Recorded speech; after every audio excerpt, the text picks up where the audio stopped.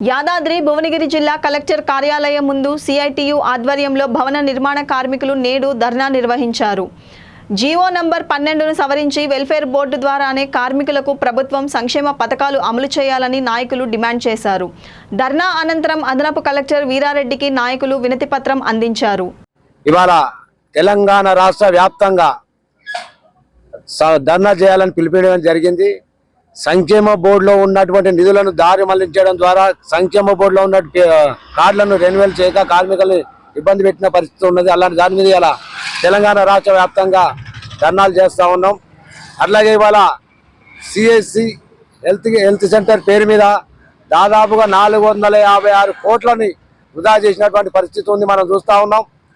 ఒక్కో కార్మికునికి పరీక్షలు చేసినప్పుడు ఒక్కో కార్మికుని పేర 3200 రూపాయలు సంక్షేమ బోర్డు ద్వారా దారి మళ్లించడం జరుగుతుంది. అలా ఇలా తెలంగాణ రాష్ట్ర వ్యాప్తంగా చూసుకున్నట్టయితే కార్మికులకు ఎలాంటి ఉపయోగం లేని పరిస్థితి ఉంది. కార్మికులు పరీక్షల ద్వారా ఇతర ఏజెన్సీని కట్టబెట్టి 456 కోట్ల రూపాయలను నిధులను దుర్వినియోగం చేసినటువంటి పరిస్థితి ఉంది.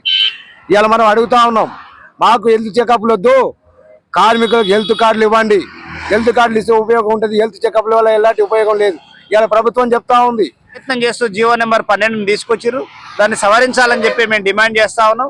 ఇవాళ ఇప్పటికే ఏఎల్ఓ ద్వారా గతంలో వచ్చిన పద్ధతులను అమలు కావాలి, దాంట్లో ఉన్న లోపాలని సవరించాలి. మీడియేటర్షిప్ ఏదైతే ఉందో దాన్ని నివారించాల్సింది పోయి మరింత ఇవాళ పెద్ద దొంగలకు అప్పచెప్పినట్టుగా ఉన్నది. ఇన్సూరెన్స్ కంపెనీలకు ప్రమాద బీమాలు కానీ వెల్ఫేర్ స్కీములకు సంబంధించిన బాధ్యతను అప్పగించడాన్ని సిఐటిగా తీవ్రంగా ఖండిస్తా ఉన్నాం. అది ఉపసంహరించుకోవాలి. అదే తరుణంలో సిఎస్సి అనే ఒక సంస్థకి 346 కోట్లు ఇచ్చి ఇవాళ పరీక్షలు చేయాలనే పేరుతో తెలంగాణ రాష్ట్రంలో ఎక్కడ అడ్రస్ లేని దగ్గర పరీక్షలు చేసినట్టుగా చెప్తా ఉన్నారు. ఆ నిధులు కేటాయించిన అధికారులపైన ఈ ఘటన పైన పూర్తి విచారణ చేసి దోషులను తేల్చి వారిని శిక్షించాలని చెప్పి, ఇట్లాంటి నిధులు దారి మళ్లకుండా చూడాలని చెప్పి పెండింగ్ లో అనేక క్లెయిమ్స్ ఉన్నాయి. ఇవాళ 100 కోట్ల రూపాయలు పెండింగ్ లో ఉన్నాయి, వాటిని ఎమ్మటే క్లియర్ చేయాలని చెప్పి building and other construction workers union జిల్లా కమిటీ, సిఐటి జిల్లా కమిటీల ఆధ్వర్యంలో రాష్ట్ర వ్యాప్తంగా జరుగుతున్న ధర్నాలో భాగంగా యాదాద్రి భువనగిరి జిల్లా కలెక్టర్ కార్యాలయం ముందు భవన నిర్మాణ కార్మికులు ధర్నా చేయడం అనేది జరుగుతూ ఉంది. ఇలా సమస్యలు ఏళ్ల తరబడిగా ముడిపడి ఉన్నాయి. ఈ రాష్ట్ర ప్రభుత్వం వచ్చే ముందు గ్రామ పంచాయతీ ఏదైతే సమస్యలు ఉన్నాయో అన్ని రంగాల కార్మికులతో పాటు భవన నిర్మాణ కార్మికుల సమస్యలు కూడా పరిష్కారం చేస్తాం, ఈ రాష్ట్రంలో కార్మిక వర్గానికి సమస్యలు లేకుండా చేస్తామనే పద్ధతిలో అధికారంలోకి వచ్చే ముందు రేవంత్ రెడ్డి గారు చెప్పడం జరిగింది.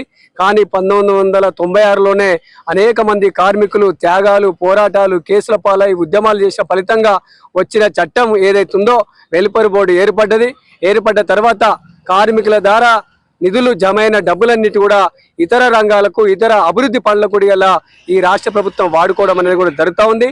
కానీ ఒకటే మేము చెప్తా ఉన్నాం, భవన నిర్మాణ కార్మికుల ద్వారా వచ్చిన నిధులు ఏవైతున్నాయో వారి సంక్షేమం కోసమే ఖర్చు పెట్టాలనే పద్ధతిలో ఇలా సిఐటిగా మేము పోరాటాలు చేస్తూ ఉన్నాం.